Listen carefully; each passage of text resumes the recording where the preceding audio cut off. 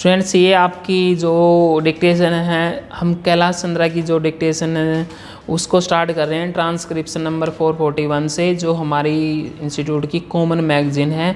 आपको 80 वर्ड पर मिनट की डिक्टेशन मिलेगी। जो स्टूडेंट्स अभी भी डिक्टेशन पे आया है वो अनसीन की प्रैक्टिस करना चाहता है तो इसको आप ध्यान से लिखिए। 840 वर्ड्स आपको, इसको ध्यान से सुनिए आप और इसको आप कॉपी में नोट डाउन कीजिए। Be ready, start.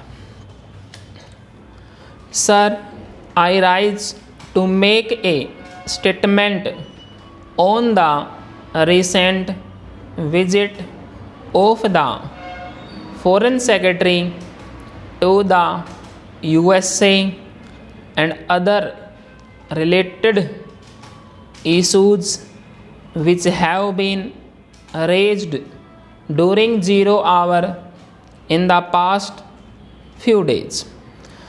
The Foreign Secretary visited Washington from March 9 to 11 for talks on matters of mutual interest, Indo-US consultations at the Foreign Secretary's level are a regular feature in our bilateral relations and generally cover the whole gamut of Indo-US ties. Honorable members have in the past few days raised a number of pertinent issues relating to Indo-US relations.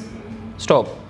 I would now like to address some of them specifically. Honorable members made reference to the so-called Pentagon paper, extracts of which appeared in the US press on March 8, 2002. The paper is actually a draft which outlines USA's perceptions and strategies in relation to the entire world. The report is not a specific position paper on India or Pakistan. The Foreign Secretary was instructed to immediately take up the negative references to India. In his meetings with the Deputy Secretary and the Under Secretary of Defense, the Foreign Secretary conveyed our serious concern on the above. He was informed that this document was draft paper prepared by middle level Pentagon officials and would be subject to review and modification. India's concerns have been noted by the US and modifications would be made to take them into account. The Foreign Secretary was categorically told that there was no perception at US policy making levels which reflected the negative references to India contained in the Pentagon paper.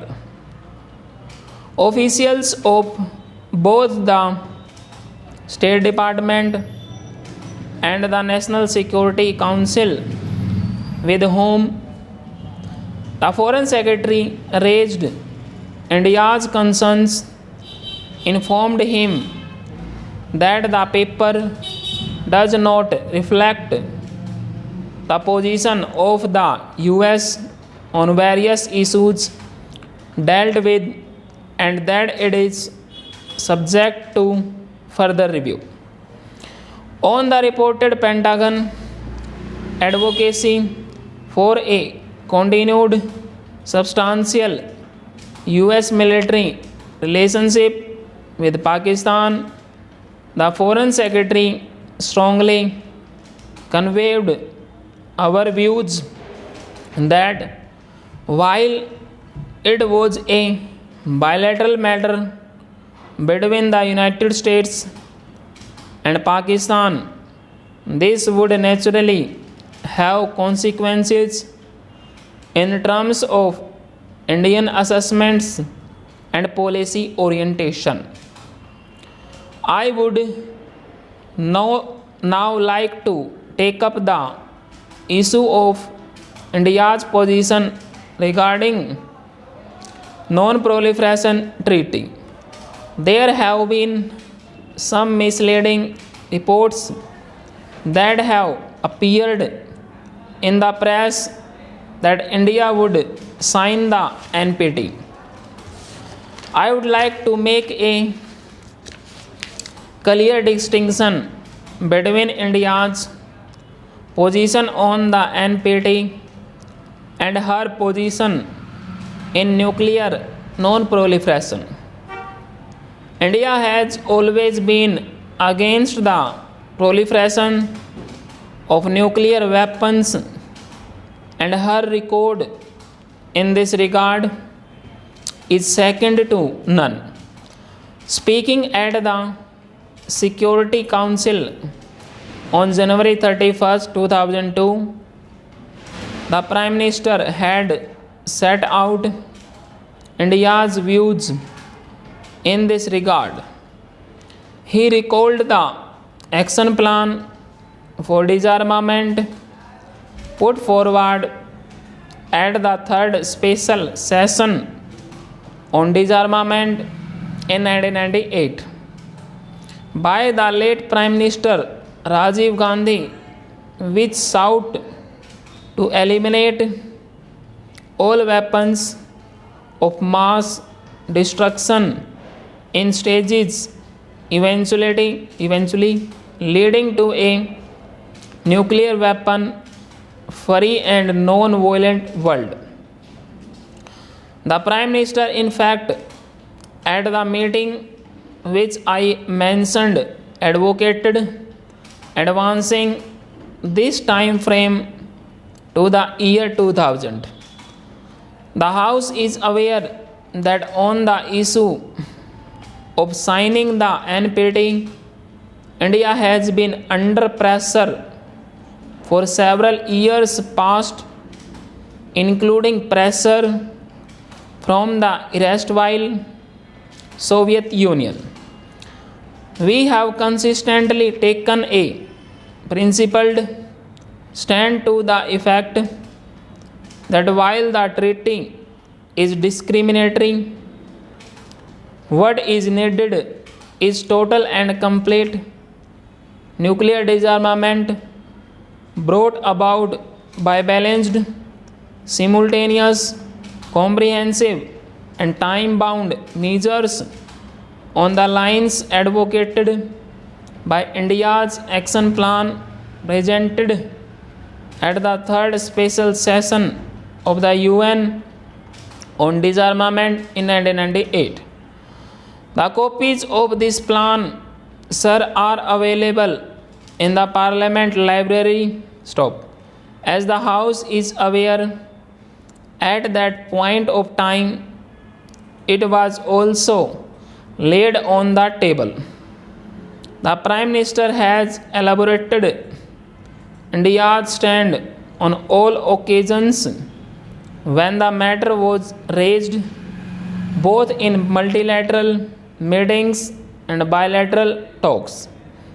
Honorable members had also referred to the five-power conference proposal put forward by the United States to discuss security issues, including nuclear non-proliferation in South Asia. During his meeting with President Bush in New York on January 31st, 2002, the Prime Minister detailed government's position on this. The Prime Minister told President Bush that India was concerned about uncontrolled proliferation of nuclear weapons and did not see how this new phenomenon could be stopped merely by measures of policing. Proliferation had taken on a global dimension and required a global approach. India was prepared to talk to the US on non-proliferation, but given the practical situation and ground realities, India had to consider how to deal with the problem. This reality could hardly be dealt with in a meeting of 5 states. In Washington, the Foreign Secretary reiterated India's stand in regard to talking bilaterally with the US. Full stop.